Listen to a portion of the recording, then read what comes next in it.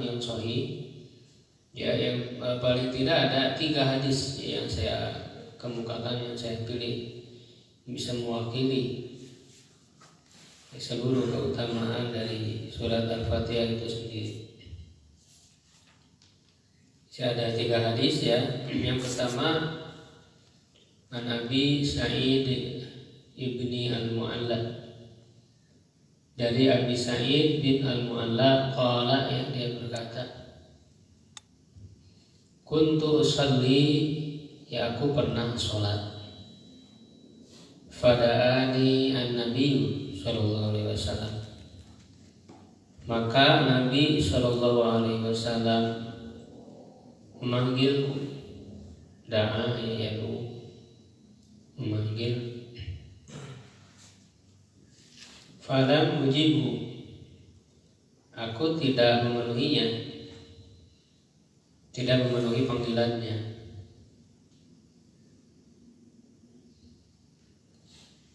Qultu, aku katakan, ya Rasulullah, wahai Rasulullah, inni kuntu usalli, sesungguhnya keadaanku sedang sholat.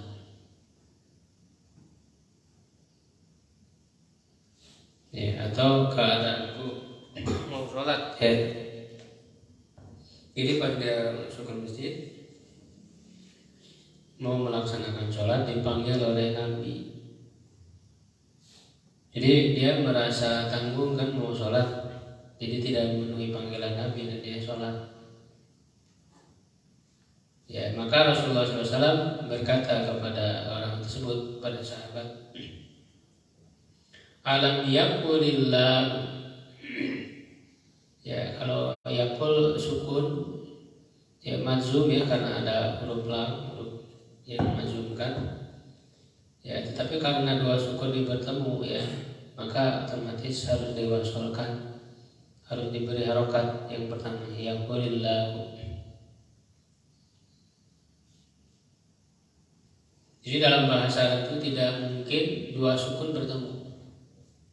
Kalau ada 2 sukun bertemu, maka harus diberi harokat. Ya, yang pertamanya diberi harokat. Alam yaqulillah, bukankah Allah Subhanahu wa taala berfirman, ya, a'udzubillahi minasyaitonir rajim, istajibu lillah wa lirrasuli idza da'akum. Penuhilah Allah dan Rasulnya apabila menyeru kepada kalian. Ya. Jadi Rasulullah menegur kepada sahabat ini. Waktu Rasulullah manggil ya, kenapa dia tidak langsung memenuhi? Bukankah Allah memerintahkan untuk penuhilah Allah dan Rasul apabila dia menyeru kepada kalian? Ya, itu manggil kalian ya, penuhilah, datanglah. Jadi ditegur ya sahabat ini, tentu dengan teguran yang lembut ya, yang penuh dengan kasih sayang. Jadi mana kelembutan kasih sayang beliau itu adalah rahasia keberhasilan dari dakwah beliau. Ya, di mana Allah Subhanahu wa taala sebutkan dalam surat Ali Imran, ya, fa bima rahmatin minallahi lintalahu, karena rahmat Allah lah kamu bersikap lemah lembut kepada mereka. Walaupun tafadhal ghalidhal qalbi, kalaulah engkau itu kasar, keras hati, lan faddu min haulik, niscaya mereka akan berpaling, akan lari dari sekitarmu. Ya, jadi ini merupakan pengajaran ya, pendidikan Nabi SAW kepada para sahabat, membimbing langsung melalui ayat-ayat Al-Quran. Ya, nanti kita akan kaji lebih dalam di tema kajian tentang pendidikan Islam.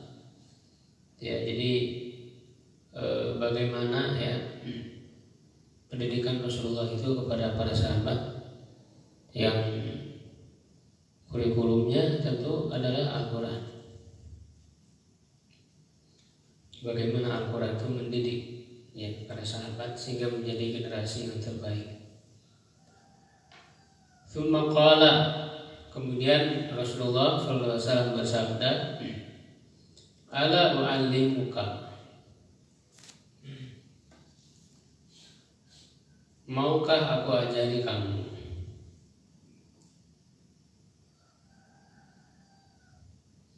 a'zama suratin fil Quran, surat yang paling besar di dalam Al-Quran, qabla an takhruja minal masjid, sebelum kamu keluar dari masjid. Fa akhadha biyadi, ya dia memegang tanganku.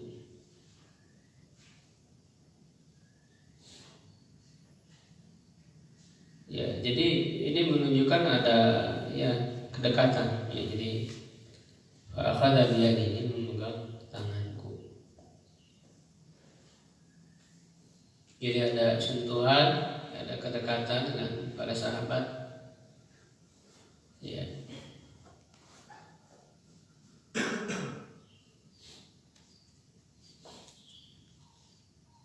Ini juga diantara metode cara bagaimana Nabi SAW melakukan pendidikan kepada sahabat-sahabatnya. Falamma aradna an nakhruja, jadi ini tidak langsung ketika dipanggil, ditanya dulu oleh Rasulullah, maukah kamu aku ajari surat yang paling besar di dalam Al-Quran sebelum kamu keluar dari masjid. Jadi tidak langsung dikasih tahu apa surat yang paling besar itu. Ya, mungkin ada kegiatan lain, kesibukan lain di masjid itu. Qultu ya Rasulullah, nah baru setelah terselang ya oleh kegiatan atau kesibukan lain di masjid itu, sebelum dia keluar lalu bertanya lagi sahabat itu kepada Rasulullah. Falam ma'aradna naruja, ketika kami hendak keluar, qultu ya Rasulullah, aku berkata wahai Rasulullah, innaka qulta, sesungguhnya engkau telah berkata, lau allimannaka, aku benar-benar akan mengajarimu a'zama suratin Al-Quran, surat yang paling agung di dalam Al-Quran, dari Al-Quran. Qala, jadi diingatkan lagi oleh sahabat itu, ya Rasulullah, bukankah engkau akan mengajari aku ya surat paling besar dalam Al-Quran? Maka Rasulullah SAW memberitahukan ya tentang surat yang paling besar itu adalah Alhamdulillahirabbil alamin. Maksudnya surat Al-Fatihah. Jadi surat Al-Fatihah beliau menyebutnya dengan Alhamdulillahirabbil alamin. Hiya sab'ul masali, dia adalah 7 ayat yang diulang-ulang. Ini yang sudah kita bahas. Rasulullah menyebut langsung bahwa Al-Fatihah itu adalah 7 ayat. Maka sepakat para ulama bahwa jumlah surat Al-Fatihah itu adalah 7 ayat. Hanya mereka berbeda apakah basmalah itu termasuk ayat pertama atau bukan. Ya, kalau yang menjadikan surah basmalah ayat pertama berarti Siratal ladzina an'amta 'alaihim ya, sampai waladhdallin itu 1 ayat. Tapi kalau yang tidak menjadikan basmalah sebagai ayat pertama, ayat terakhirnya itu dibagi 2, Siratal ladzina an'amta 'alaihim 1 ayat, ghairil maghdubi 'alaihim waladdallin 1 ayat. Ya, yang jelas jumlahnya sama 7 ayat. Wal Qur'anul azim, Al-Quran yang besar, alladzi utituhu, yang aku ya diberinya atau yang ia diberikan kepadaku. Jadi dalam hadis ini menunjukkan Al-Fatihah merupakan surat yang paling besar, yang paling agung. Ya. Bahkan sebagaimana yang sudah kita bahas, dia merupakan keistimewaan yang diberikan kepada Nabi Muhammad yang tidak diberikan kepada nabi-nabi sebelumnya. Hadis ini terdapat dalam Sahih Bukhari, kitab Fadailul Quran, bab fadli Al-Fatihatil Kitab, yang nomor 5006. Ya, itu hadis pertama yang menunjukkan keutamaan Al-Fatihah. Yang kedua, Nabi Sa'idin Al-Khudri. Dari Abi Sa'id Al-Khudri qala, ya, dia berkata, kunna fi masirin lana, ya, kami ya pernah berada di satu perjalanan. Fanazalna, ya, lalu kami turun. Faja'at jariyatun, maka datang seorang perempuan, seorang perempuan. Faqalat, lalu dia berkata, memberitahu, ya, inna sayyidal hayy,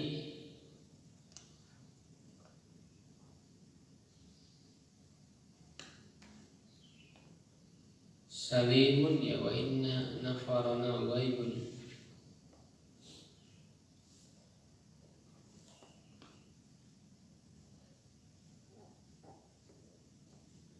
Salah tulisannya salimun.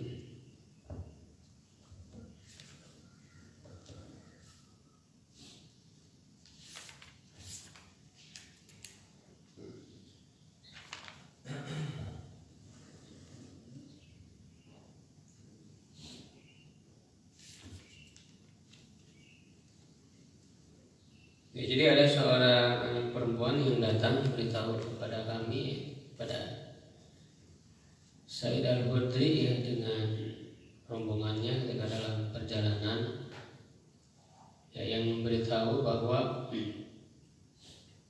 pemimpin dari kabilah, ya, pemimpin dari kabilah kami itu sakit, ya.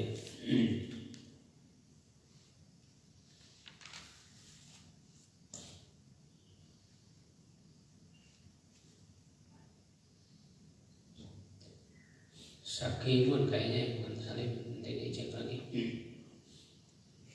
Wa inna nafarona, ghaib, sungguhnya orang-orang kami ini pada tidak ada, ya, pada tidak ada. Orang-orang kami ini sedang tidak ada. Fahal minkum raqin,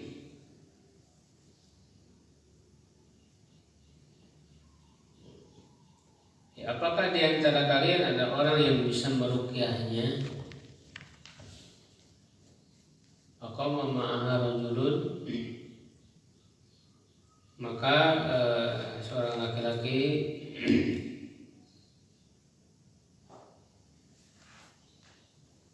pergi, ya, bersamanya menjadi kepada kepala suku, ya, mendatangi kepala suku itu. Makunna na'budu bi ruqyatin, kami belum pernah meruqyah, kami tidak bisa, tetapi faraqahu, ya, kemudian dia meruqyahnya itu dengan surat Al-Fatihah ini. Fabaro'a, ya, maka dia pun menjadi sembuh.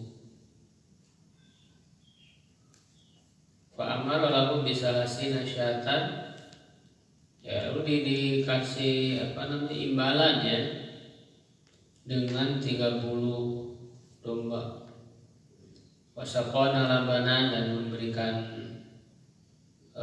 minum, memberikan susu, ya, kepada kami. Falamma raja, ya, ketika dia pulang, qulna lahu, kami berkata kepadanya, akunta tuhsinu ruqyatan, apakah memang kamu ini ahli dalam ruqyah? Au kunta tarki, apakah kamu pernah meruqyah? Qala la, dia mengatakan tidak. Jadi dari rombongan tersebut ya ada seseorang, ya di antara salah seorang dari sahabat yang mendatangi ya kepala suku tersebut, ya padahal dia bukanlah ahli dia dalam meruqyah. Ya, dan makna ruqyah bagi orang-orang yang non-muslim, ya orang-orang musyrik, orang-orang kafir pada saat itu ya maksudnya adalah jampi-jampi gitu ya, jampi-jampi.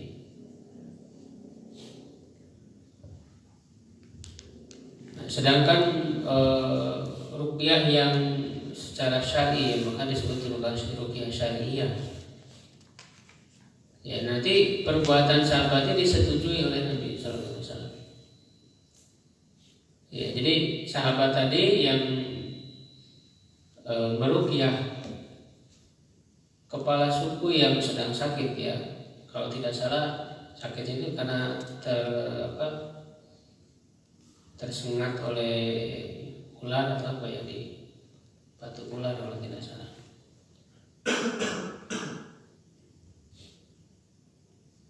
Ya, dia bukan ahli ruqyah dan tidak pernah meruqyah ya. Dia mengatakan ma raqaitu illa bi ummil kitab. Ya, aku tidak meruqyah kecuali dengan ummil kitab, dengan Al-Fatihah. Qulna la tuhditsu syai'an. Nah, kami katakan, kata Said Al-Khudri ya, di Said Al-Khudri yang meriwayatkan di sini dan para sahabat yang lain ya, kami berkata, jangan kamu mengada-ngada meruqyah dengan Al-Fatihah, karena itu sesuatu yang belum diketahui kan oleh sahabat ini ya, oleh Abu Sa'id Al-Khudri dan yang lainnya. Hatta natiya au nas'alan Nabiyya sallallahu alaihi wasallam, sampai kita datang atau bertanya kepada Nabi Sallallahu Alaihi Wasallam. Jadi menanyakan perihal ini. Ini ada sahabat yang meruqyah dengan Al-Fatihah. Falamma qadimnal Madinata, maka ketika kita datang ke Madinah, jadi ini telah di perjalanan ya. Begitu.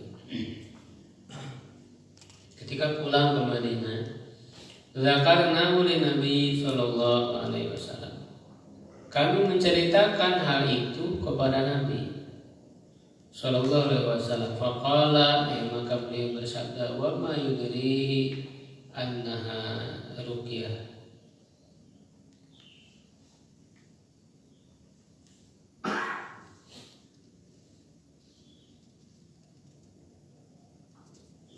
Ya, wa ma kana yudrihi annaha ruqyah.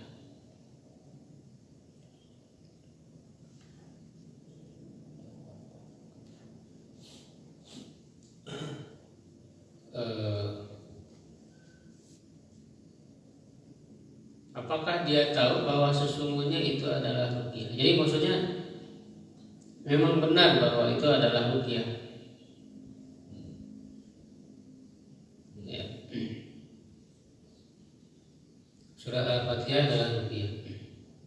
Iksimu, ya, bagilah, wadribu li sahman, dan tentukanlah atau ya, hitunglah atau tentukanlah untukku ya satu bagian, satu saham, satu bagian.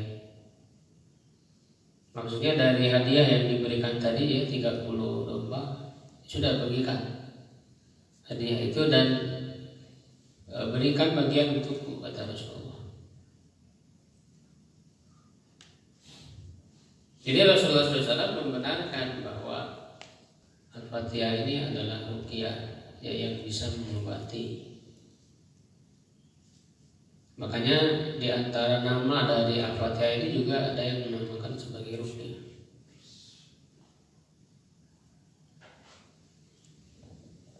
Ya, jadi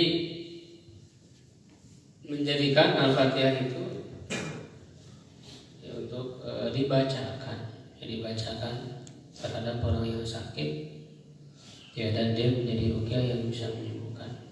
Tentu yang menyembuhkan Allah Subhanahu wa taala. Ya. Dimana yang kita tahu bahwa Al-Quran ini adalah obat. Al-Quran ini adalah obat, dan yang paling utama tentu syifaul lima fis sudur. Ya, obat yang ada dalam hati, obat hati, obat bagi jiwa. Ya, tapi tidak menutup kemungkinan juga ya dia bisa digunakan untuk obat fisik juga.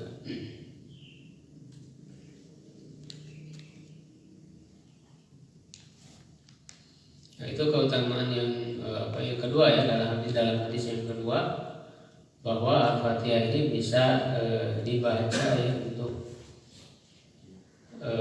berharap kesembuhan.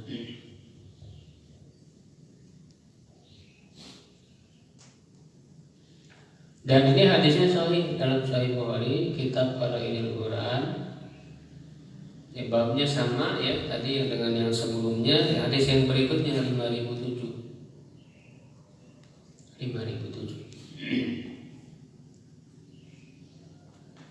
Kemudian yang ketiga, an Abi Hurairah, dari Abi Hurairah an Nabi sallallahu alaihi wasallam, dari Nabi sallallahu alaihi wasallam, qol, dia berkata, dia bersabda,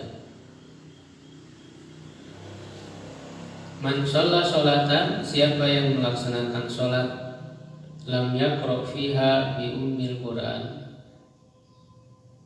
yang tidak membaca di dalamnya ummil Quran, Al-Fatihah, dia hidaj, maka sholatnya itu kurang.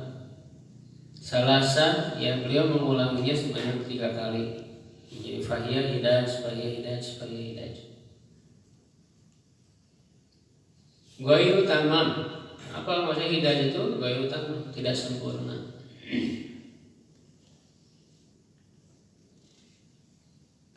Nah, ini masih sebelumnya sudah disebutkan ya tentang nama ya dari Al-Fatihah itu adalah Ummul Kitab ya, atau Ummul Quran. Ya, kalau dalam hadis lain disebutkan la sholata ya liman lam yaqra bi Fatihatil Kitab, tidak sah sholatnya orang yang tidak membaca Al-Fatihah. Faqila li Abi Hurairah, ya, lalu ditanyakan kepada Abu Hurairah, inna nakunu wara al-imam, sesungguhnya kami berada di belakang imam. Faqala, maka Nabi apakah dia berkata, maksudnya Abu Hurairah. Jadi ketika Abu Hurairah ditanya, kami sedang berada di belakang imam,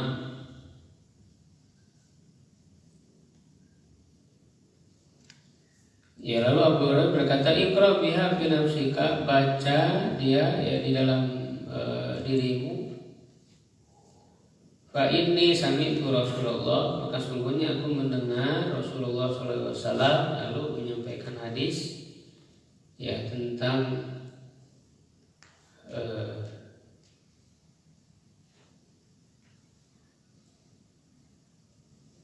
keutamaan Al-Fatihah itu.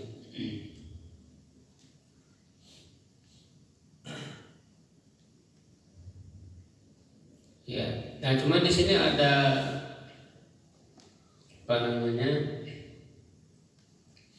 perkataan Abu Hurairah mengatakan, bacalah dalam dirimu ya, dalam hatimu, ketika di belakang imam. Ini mungkin dari istihad dari beliau ya, dari Abu Hurairah, karena hadis yang jelas justru ketika imam membaca Al-Fatihah maka cukup kita hanya mendengarkan saja. Ya, jadi bacaan imam itu sudah mencukupi. Ketika bacaannya memang terdengar ya. Ketika bacaannya dijaharkan ya, mendengar, selama makmum bisa mendengar bacaan Al-Fatihah imam itu sudah cukup bagi makmum ya, dengan mendengarkan bacaan imam, tidak perlu membaca kembali ya, karena kan ada perintah kalau waida quri Al-Quran fastami'u ansitu. Ketika Al-Quran dibacakan maka dia mendengarkan. Jadi ketika imam membaca Al-Fatihah maka dengarkan. Kita jangan baca sendiri. Ya, dan mendengarkan kita kepada imam yang membaca itu adalah sudah cukup menjadi bacaan bagi kita. Tidak perlu membaca kembali. Ya, karena kan kalau kita sibuk dengan membaca sendiri, akhirnya kita tidak mendengarkan bacaan imam dan tentu tidak bisa mentadaburi apa yang dibaca itu. Jadi pada saat imam membaca Al-Fatihah, membaca surat, kita cukup saja mendengarkan sesuai dengan perintah Allah. Ya, idza quri'a Al-Quran, apabila dibaca Al-Quran, fastami'u ansitu, dengarkan, simak dan diam. Ya, maka cukup bacaan Al-Fatihah, bacaan surat, kita hanya mendengarkan imam saja. Kecuali kalau memang tidak terdengar bacaannya. Misalnya karena posisinya jauh, terus juga suaranya tidak sampai, gitu ya, tidak ada pengeras suara pada saat, atau suara imam sangat kecil dan bacanya misalnya. Enggak dalam sholat jahar. Kalau dalam sholat siri ya tentu baca sendiri-sendiri. Ini dalam sholat jahar, tapi suara imam tidak terdengar gitu. Ya, karena jarak yang jauh atau karena suaranya kecil, tidak terdengar, tidak ada pengeras suara. Posisinya jauh di belakang. Bacaan ini enggak kedengeran atau enggak jelas gitu bacaan itu. Suara kedengar tapi enggak jelas. Nah, maka ketika itu kita membaca sendiri. Membaca sendiri Fatihah, baca surat. Kalau terdengar ya kita mengikuti saja. Dia mendengarkan bacaan imam itu sudah cukup. Tidak perlu membaca lagi. Jadi pas Al-Fatihah didengarkan, lalu pas baca surat kita malah baca Fatihah lagi, itu nggak perlu. Ya, itu. Jadi akhirnya ketika imam baca dalam jahar malah istilahnya dicuekin gitu, nggak didengerin. Padahal bacaan Quran harus didengarkan kalau dalam jahar. Kalau sir kan memang tidak terdengar. Ya, yang menjadi inti dalam hadis ini adalah sabda Nabi SAW, kata Abu Hurairah, aku mendengar Rasulullah SAW bersabda, qala Allah Ta'ala, Allah berfirman, qasamtu sholata baini wa baina abdi nisfain. Ya, aku membagi sholat antaraku dan antara hambaku ya dua bagian.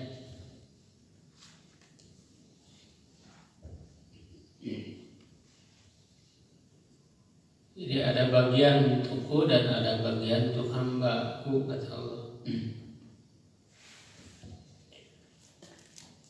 Wali amli masa, dan bagi hambaku apa yang dia minta. Ya, nah yang dimaksud sholat di sini maksudnya adalah Al-Fatihah, ketika membaca Al-Fatihah.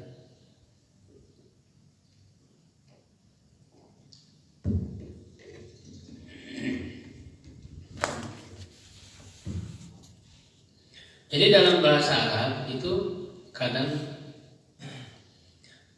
menyebutkan yang umum, ya, tetapi yang dimaksudnya adalah sebagiannya. Ada juga sebaliknya, menyebutkan sebagian, maksudnya seluruhnya. Nah, ini dalam ilmu balaghah, pelajari ya dalam ilmu balaghah, salah satu ilmu bahasa Arab, kaji tentang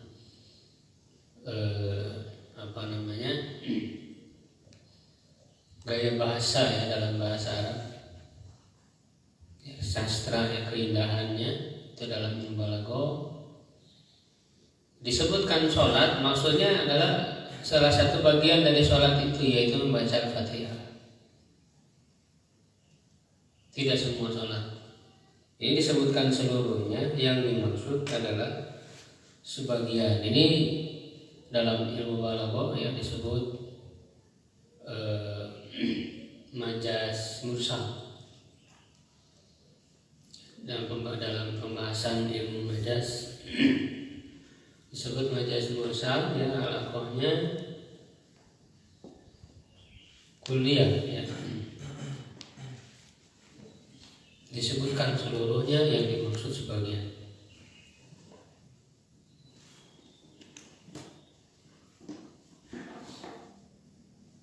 Ada juga sebaliknya, yang disebutkan sebagian dimaksud seluruhnya. Ya, warka'u ma'ar raki'in. Rukulah kalian bersama orang-orang ruku. Apakah cuma ruku saja? Maksudnya sholat. Jadi disebutkan sebagiannya, yaitu ruku. Tapi maksudnya keseluruhannya, yaitu sholat. Itu namanya majaz, bahasa kiasan yang ada dalam bahasa penggunaannya. Ma'ar raki'in itu ada makna berjamaah, bersama orang raki'in berjamaah. Tapi ketika perintah rukulah kalian, rukulah bukan hanya cuma ruku doang kan? Tidak ada berdirinya, tidak ada sujudnya, ruku aja tidak, maksudnya sholat. Jadi disebutkan sebagian, yang dimaksud adalah seluruhnya. Tabat yada bila biwata. Celakalah kedua tangan Abu Lahab. Apakah yang celaka cuma kedua tangannya saja? Kakinya tidak, perutnya tidak. Nah, itu disebutkan sebagian, yang dimaksud seluruh. Ya, itu majaz mursal, alaqahnya juz'iyah. Nah, cuma nanti ada hikmahnya. Kenapa disebutkan kedua tangannya saja? Ya, karena banyak perbuatan dosanya itu dilakukan oleh kedua tangannya.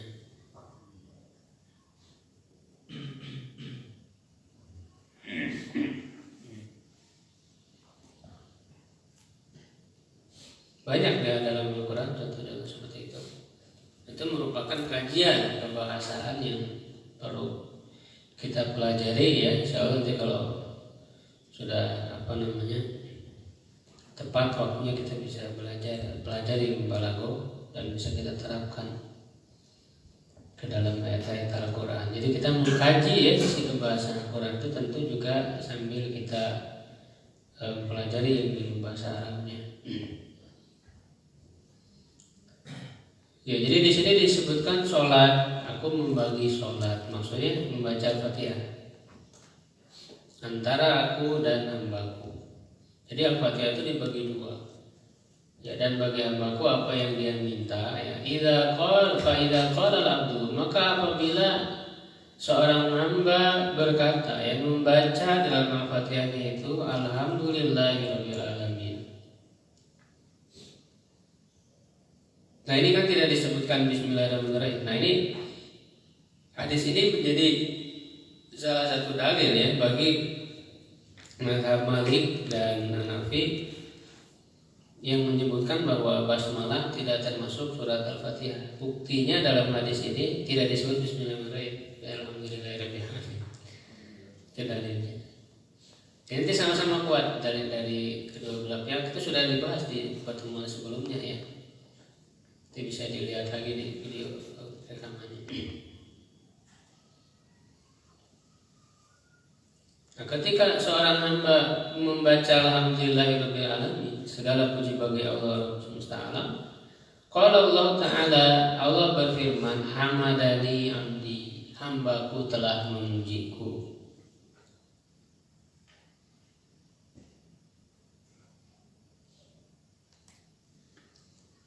Jadi di sini ada komunikasi. Jadi ketika kita membaca Al-Fatihah, itu kan dijawab oleh Allah. Ada komunikasi dengan Allah. Ya. Hamidani abdi. Jadi ketika mengucapkan alhamdulillahirabbil alamin, hamidani abdi, kata Allah itu. Wa idza qala ar-rahmanir rahim, qala Allah Ta'ala asna alayya abdi. Hambaku telah memujiku atau menyanjungku. Ini berarti bagian untuk Allah, ya. Alhamdulillahirabbil alamin, ar-rahmanir rahim. Bagian untuk Allah karena dia berisi pujian untuk Allah. Wa idza qala, dan apabila dia berkata maliki yaumiddin, majjadani abdi.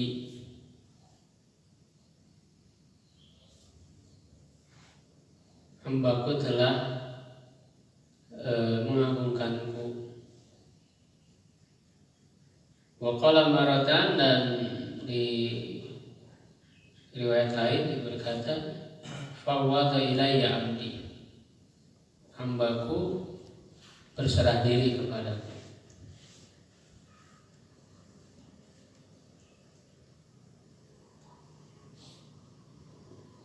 Fa idza qala, ya, maka apabila dia membaca iyyaka na'budu wa iyyaka nasta'in, ya, qala, dia berkata, Allah berfirman, hadza baini wa baina 'abdi wa li 'abdi ma sa'ala. Ini adalah antaraku dan antara hambaku, dan bagi hambaku, ya, apa yang dia minta. Jadi kalau iyyaka na'budu wa iyyaka nasta'in, itu kan iyyaka na'budu itu untuk Allah. Hanya kepada Engkau kami beribadah. Berarti itu untuk Allah, hak Allah untuk diibadahi. Wa iyyaka nasta'in, hanya kepada yang kami memohon pertolongan, berarti itu hak hamba untuk meminta pertolongan. Nah, kata Allah, bagi hambaku, ya, apa yang dia minta akan diberikan oleh Allah. Permintaannya itu akan diberikan pertolongan oleh Allah Subhanahu wa taala. Fa idza qala, maka apabila dia berkata, yang membaca ihdinas siratal mustaqim siratal ladzina an'amta 'alaihim ghairil maghdubi 'alaihim waladdallin, qala, Allah berfirman, hadza li 'abdi wa li 'abdi ma sa'ala. Ini adalah untuk hambaku, karena ini berisi doa. Ihdinas siratal mustaqim, tunjukilah kami jalan yang lurus. Artinya ini adalah permintaan, ya, doa dari seorang hamba, ya, sehingga menjadi hak dia untuk dikabulkan oleh Allah. Ya, mohon jalan yang lurus, yaitu jalan yang telah Engkau beri nikmat atas mereka, bukan jalan orang yang dimurkai, dan bukan pula jalan orang-orang yang sesat. Maka kata Allah, wali abdi masalah, untuk hambaku apa yang dia minta. Ya. Nah, di sini sahih, dalam Sahih Muslim, kitab shalat bab wujub qiraatil Fatihah fi kulli rakaatin. Wajib membaca Al-Fatihah dalam setiap rakaat, wa innahu idza lam yusin al-qiraah.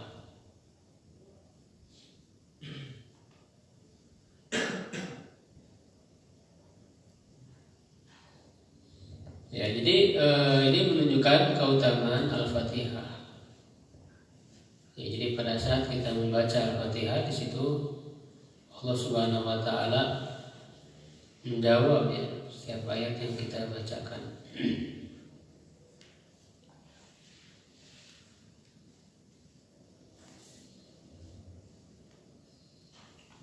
Itu berkenaan dengan keutamaan, ya, surat Al-Fatihah.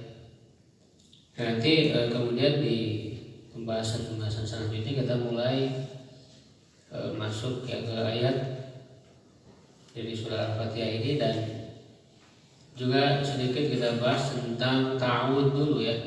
A'udzubillahi minasyaitonirrajim. Aku berlindung kepada Allah dari godaan setan yang terkutuk. Ta'awud ini tidak termasuk Al-Fatihah tentu ya. Sepakat itu bukan termasuk Fatihah, bahkan bukan termasuk Al-Quran. Ta'awud itu tidak termasuk ayat Quran.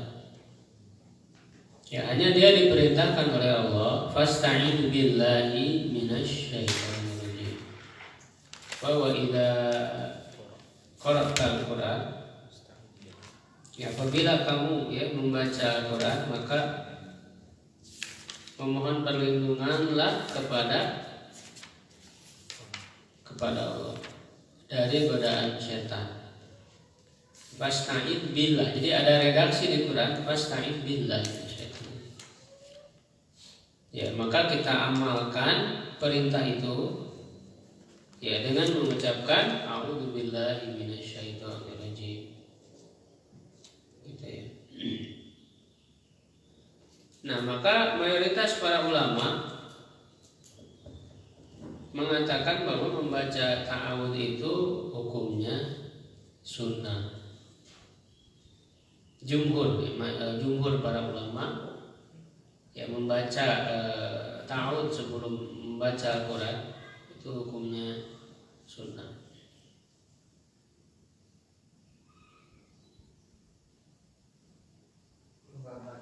Kecuali ya tidak benar sunnah. Ada yang diriwayatkan dari pendapat Atha bin Abi Rabah, dia mengatakan wajib. Karena situ pasti perintah, jadi ada perintah. Apabila kalau sudah dilihat dari redaksi ayatnya, faida qara'ta. Apabila kamu qara'ta itu kan fi'il madhi, telah membaca Quran, maka memohon. Berarti ya, apakah kemudian bacanya setelah baca ta'awudnya setelah baca Quran? Kan apabila kamu telah membaca Quran.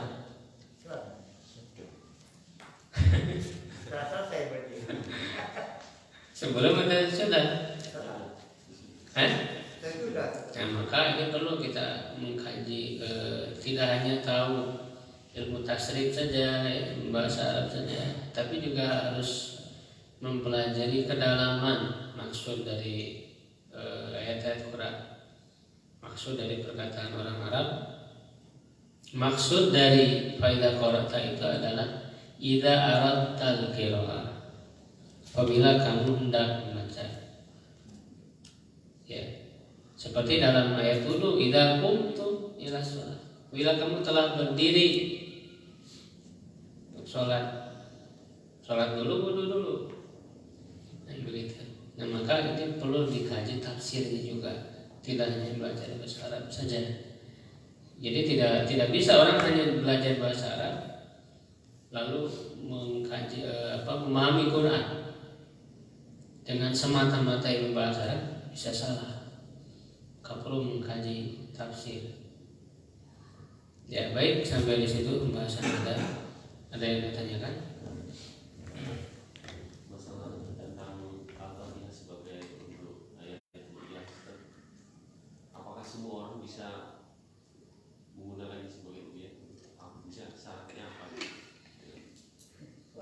Ya bisa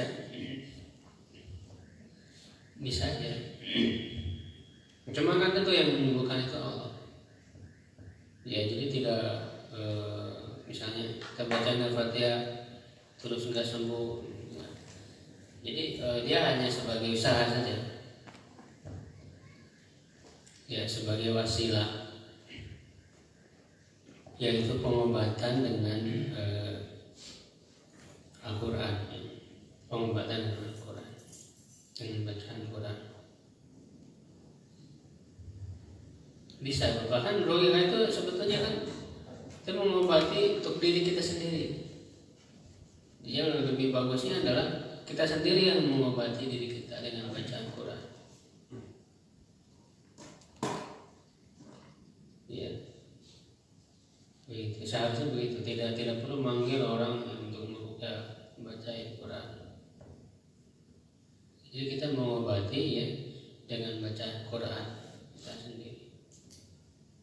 Terus ada kasus juga sempat ini ada ya dimasukkan ke air ke gelas, nah itu tapi surat Al-Fatihah gitu di kertas terus kayak cair.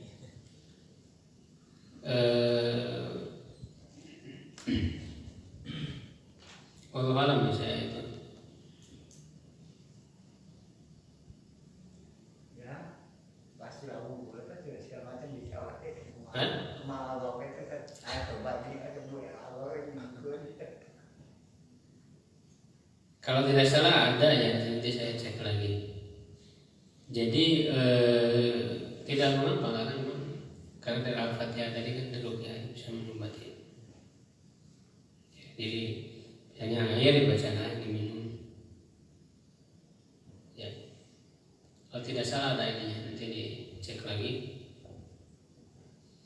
Ya, cuman itu sebagai wasilah aja gitu kan, tidak merupakan suatu yang pasti.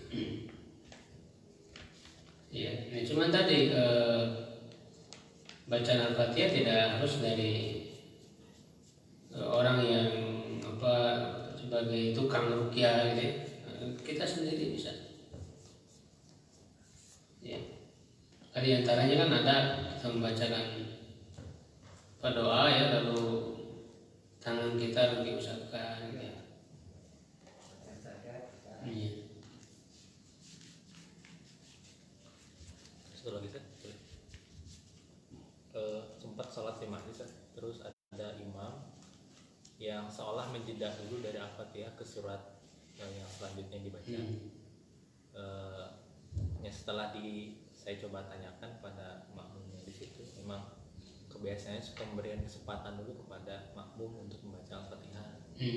Jadi setelah Al-Fatihah beres imam, makmum baca, diberi kesempatan. Nah, memberikan kesempatan itu dalam sholat seperti apa? Jadi hukum ini jedanya lama gitu. Surat Al-Fatihah jadi karena udah terbiasa, jadi jadi kira-kira 2 menit 3 menit. Jadi lumayan. Ya maksudnya segituan lah. Sebelum membaca surat.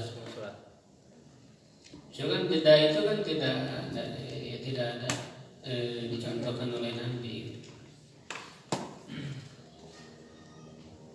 Ya, Rasul jeda itu kan adalah sebelum dia membaca Fatihah, dia langsung membaca kita. Ya, dan jeda itu hanya sebentar saja, tidak usah lama. Setelah adolin amin sedikit aja, tidak lama. Ya. Dan justru yang membaca lagi itu biasanya ketika imam membaca surat, jadi membaca surat ya, baca. Ya, tapi yang dibuat insya Allah tadi, jadi cukup saja bacaan imam itu sudah menjadi bacaan imam. Itu sudah cukup, daripada enak ditungguan kan dikebut oke gitu, makmum membaca Al-Fatihah guru-guru. atau imamnya mikir surat naon ya. Iya kalau mungkin dulu. Ya. Insya Allah kita cukupkan untuk pembahasan pada hari ini, mudah-mudahan bermanfaat, mendorong kita untuk terus yang lebih mendalami lagi. Syukuran alaikum. Assalamualaikum warahmatullahi wabarakatuh.